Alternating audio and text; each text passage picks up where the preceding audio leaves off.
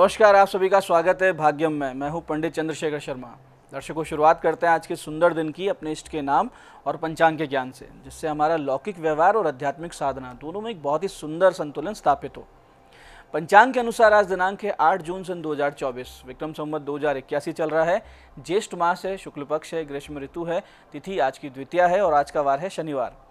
आज आद्रा नक्षत्र है शाम बाद 7:43 तक, उसके बाद में पुनर्वसु नक्षत्र आ जाएगा। योग गंड है शाम 6:26 तक, आगे वृद्धि योग है। तो योग की दृष्टि से आज का दिन शुभ नहीं है। किसी प्रकार का कोई बड़ा काम या कोई शुभ काम करने जा रहे थे तो आज के दिन को टाल दीजिएगा। करण कौलव है दोपहर बाद 3:57 तक, आगे तैतिल करण रहेगा। सूर्योदय का समय दर्शकों सुबह 5:32 का था और सूर्यास्त का समय शाम 7:19 का है। आज का राहु काल सुबह 9 से 10:30 के बीच रहेगा। इसे पूरी तरीके से टाल दीजिएगा। इसमें कोई शुभ कार्य नहीं करते हैं और लंबी यात्रा पे नहीं निकलना चाहिए। अभिजीत मुहूर्त आज दिन में 11:58 से 12:53 के बीच है। दिन में 4 बार दुष्ट मुहूर्त भी रहेंगे। हालांकि ये चारों दुष्ट मुहूर्त सुबह बहुत जल्दी निकल जाएंगे, फिर भी रोजाना इन्हें समझें और टाल दिया करें। आज के दुष्ट मुहूर्त है सुबह 5:32, 6:26, 6:27 और 7:22।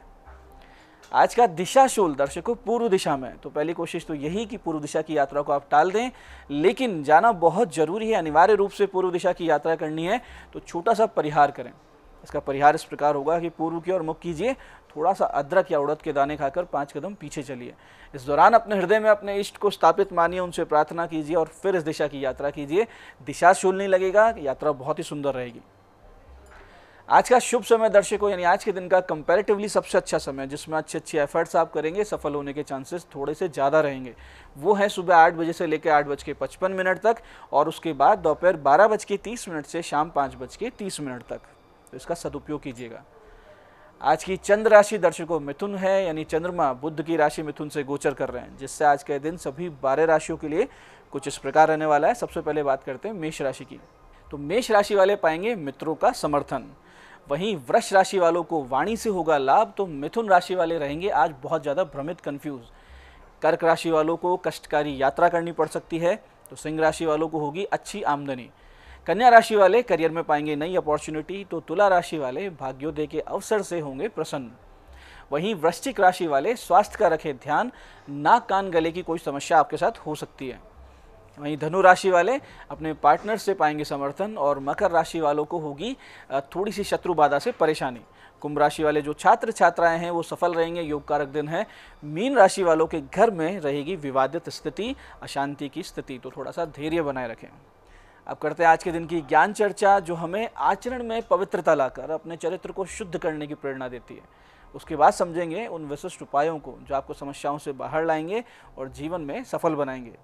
अंत में करेंगे आज के दिन की ज्योतिष मंत्रणा और समाधान।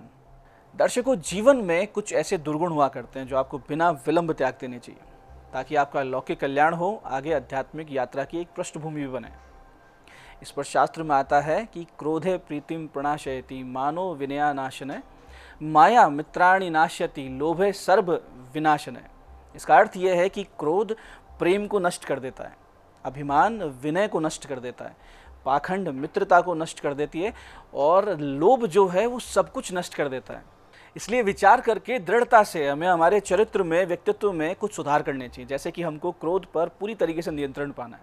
ऐसा नहीं होता है कि क्रोध नहीं आएगा, लेकिन कहाँ आना चाहिए, कितना आना चाहिए और कब उसको रोक देना चाहिए, ये हमें अभ्यास होना चाहिए। ऐसे ही अभिमान का त्याग करना चाहिए, हर जगह अपने ईगो को नहीं रखना चाहिए और पाखंड से, झूठ से दूरी बना लेनी चाहिए, नहीं तो हम हमारे मित्रों से, संबंधियों से अपने आप दूर हो जाएंगे। और लोभ को तो पूरी तरीके से तिलांजलि दे देनी चाहिए अपने जीवन से, क्योंकि इसी में हमारा कल्याण निहित है। तो ये सारे आचरण हम अपने जीवन में लाएंगे, अच्छे अच्छे आचरण, और ये दुर्गुण हम त्यागेंगे तो हम बहुत ही जल्दी लोगों के भी प्रिय हो जाएंगे, ईश्वर के भी प्रिय हो जाएंगे और जीवन में सफल भी हो जाएंगे। तो दर्शकों, ये थी आज की ज्ञान चर्चा। बात करते हैं आपके जीवन को बहुत ही सरल, सहज, सुंदर बना देने वाले, घर में सुख शांति लाने वाले उपायों पर। सबसे पहले बात करते हैं उनकी जिनका जन्मदिन है। जिनका जन्मदिन है, आप कुछ छोटे छोटे उपाय कर लीजिए, जिससे आने वाला वर्ष बहुत ही सुंदर रहेगा, समृद्धि से भरा हुआ रहेगा, आनंददायक रहेगा। इसके लिए आज आप भगवान शिव जी पर फलों के रस से और मीठे दही से अभिषेक कीजिए। साथ ही आज गौ, श्वान और कौवों के भोजन का प्रबंध कीजिए और किसी भी हनुमान जी के मंदिर में अखंड दीपक अर्पित कर दीजिए, यानी ऐसा बड़ा एक दीपक कीजिए जो अखंड जलता रहे। बहुत ही उत्तम फल प्राप्त होंगे। आने वाला वर्ष आपके लिए बहुत ही स्पेशल रहेगा। ऐसे ही दर्शकों, राजनीति में उन्नति के इच्छुक, यानी जिनको राजनीति में बहुत जल्दी जल्दी कामयाबी के पायदान छूने हैं, बढ़ना है आगे, या वो लोग जो कोई नया काम शुरू कर रहे हैं, कोई नया स्टार्टअप कर रहे हैं, व्यापार को स्थापित कर रहे हैं, या ऐसे लोग जो किसी कॉम्पिटिटिव एग्ज़ाम में या फिर किसी इंटरव्यू साक्षात्कार में जाने वाले हैं, उनको आज के दिन एक छोटी सी पूजा, एक हवन अवश्य कर लेना चाहिए, जिससे आने वाला समय आपके अनुकूल रहे, आपकी जितनी भी कोशिशें हैं उसका अच्छा रिजल्ट आए। इसके लिए सबसे सटीक समय है 8:15 से 9:15, या फिर शाम को 6:57 से रात्रि 9 बजे के बीच का समय।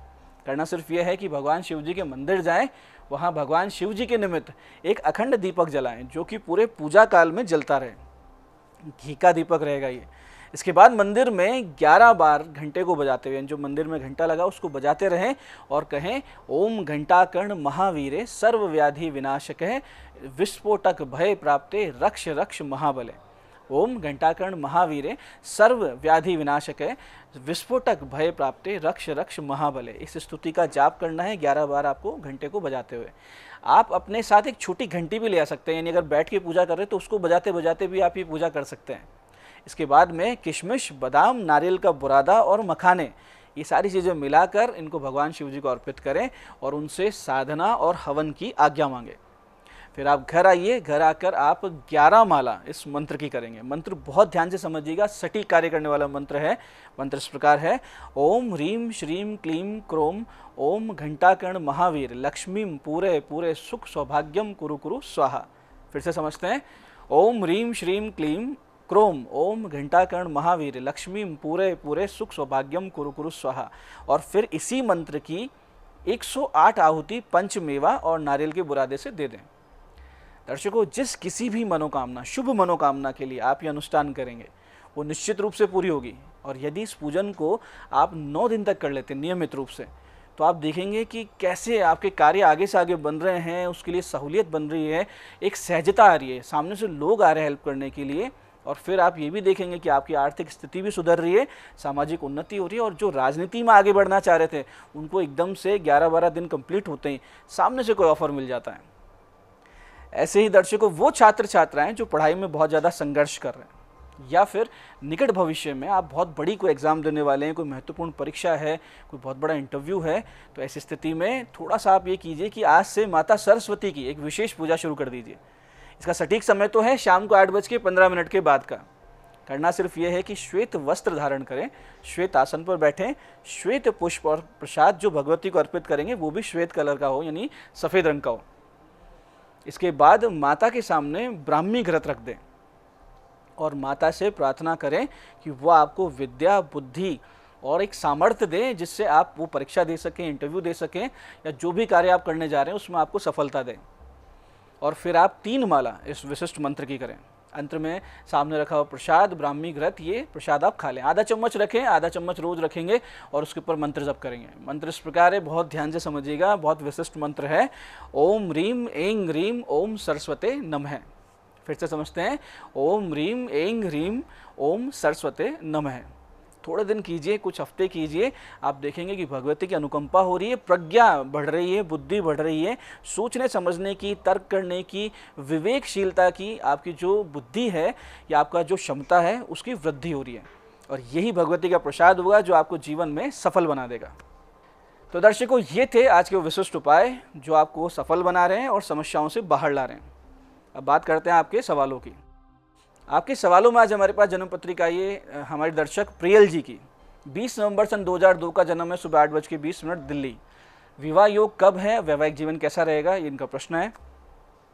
प्रियल जी, आपके विवाह का योग जुलाई 2025 के बाद से है और वैवाहिक जीवन ही नहीं, आपके विवाह होने में भी बहुत सारी अड़चनें दिख रही हैं। अब मनमुटाव होते हुए दिख रहे हैं विवाह होने में भी और विवाह के बाद भी। कारण है कि राहु और चंद्रमा का ग्रहण दोष आपके विवाह भाव में बना हुआ है, ये बहुत खराब स्थिति होती है। तो इस ग्रहण दोष की शांति करवाइए। साथ ही ये प्रयास रहे कि आप जो भी लड़का देख रहे हैं वो आपके जन्म स्थान से बहुत दूर का हो। जितना दूर जाकर आपका विवाह होगा उतने आपके लिए शुभ स्थिति रहेगी। तो ये छोटी सी चीज़ ध्यान रखें और इस ग्रहण दोष की शांति करवाएं। आज की दूसरी पत्रिका हमारे पास आई है हमारे दर्शक रचित सोनी जी की। 26 अप्रैल 1999 का जन्म है, रात्रि 2:08, उदयपुर। सरकारी सेवा के योग हैं और कब तक हैं? रचित जी निश्चित रूप से योग हैं सरकारी सेवा के। आप पूरे तरीके से अपने मन मस्तिष्क को केंद्रित रखिए, मन लगा के पूजा कीजिए और मन लगा के पढ़ाई कीजिए। और पूजा में आपको करना ये है कि भगवान गणेश जी की नित्य पूजा शुरू कर दीजिए, जिससे बहुत आराम से बिना अड़चन के आपकी नौकरी लग जाए। आपकी नौकरी 1 साल के भीतर भीतर लग जाएगी। इस प्रकार के आपके योग हैं। और ज़्यादा लाभ के लिए और कोई अड़चन ना आए तो शनि के 7 गुना जप करवा के एक अच्छा सा नीलम पहन लीजिए। आज की तीसरी पत्रिका ये हमारे दर्शक अजीत सिंह जी की। 14 जून 1989 का इनका जन्म है, सुबह 9:01 बीकानेर। कुछ भी सही नहीं चलता, उपाय बताएं, इनका प्रश्न है। अजीत जी आपका कर्क लग्न, तुला राशि है। समस्याओं का कारण है भाग्य के अधिपति गुरु का अस्त होना और पंचमेश मंगल का नीच राशि में होना। इसके लिए आप गुरु और मंगल के जप करवाइए, एक मूंगा और एक पुखराज पहन लीजिए और नित्य भगवान शिव जी का पूजन करना शुरू कर दीजिए। एक सावधानी भी है कि रात्रि में वाहन चलाने से बचें और पानी वाली जगहों पर सावधानी रखें। उपाय कर लेने पर आपको 70-80% समस्याओं में निश्चित रूप से कमी आएगी। मैं पंडित चंद्रशेखर शर्मा ये आशा करता हूँ कि आप बताए उपायों को सही विधि, सटीक समय, अटूट श्रद्धा से करेंगे और पूरा लाभ उठाएंगे। और जो ज्ञान चर्चा, जो सत्संग हमने किया, इसे अपने जीवन में उतारेंगे। धीरे धीरे आपका जीवन शिवमय, सत्यमय और आनंद में होता जाएगा। मैं महादेव से प्रार्थना करता हूँ कि जब आप हमारे बताए हुए उपाय करें तो आपके कष्टों का निवारण अवश्य हो और मनोकामना पूर्ति निश्चित रूप से हो। कार्यक्रम में बने रहने के लिए बहुत बहुत साधुवाद। भगवती आप सबका कल्याण करे। जय आदिशक्ति।